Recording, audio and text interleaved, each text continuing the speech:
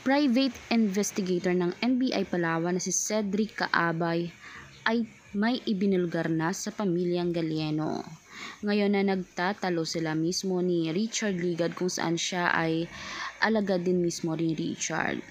Kaya nga masyadong emosyonal ang pamilyang Galieno, lalong-lalo na ang ina ni Jovelyn Galieno.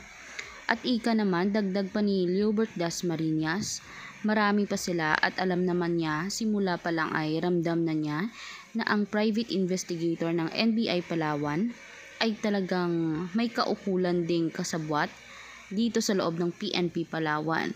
Kaya nga itong si Major ay talagang todo iwas, tila natatakot na matimbog at lahat sila nagsilaglaga na.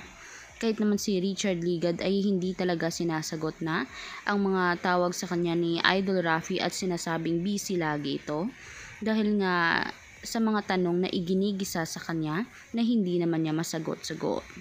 Ngayon ay ang batas na mismo ng Manila ang hahatol sa kanila. Hindi nga matanggap ni Jonalyn Galieno ang ginawa sa kanyang ate na kung saan umamin nga itong si private investigator Cedric Caabay na may kinalaman naman talaga si Richard at sinamantala naman talaga niya.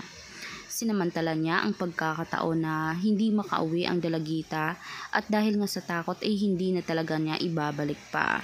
Meron pang big boss sa likod nito ngunit hindi pa makilala kung sino.